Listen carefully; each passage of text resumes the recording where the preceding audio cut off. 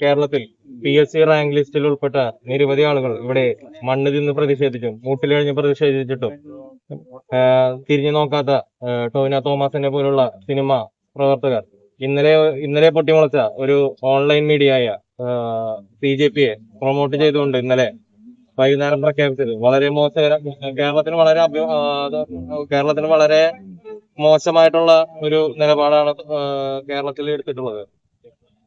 അതിൽ പ്രതിഷേധിച്ചുകൊണ്ട് യുവമോർച്ച ഇപ്പോൾ സമാധാനപരമായ രീതിയിൽ ഈ വയംമുടി കെട്ടിയ പ്രതിഷേധം ഇവിടെ നടത്തുന്നത്.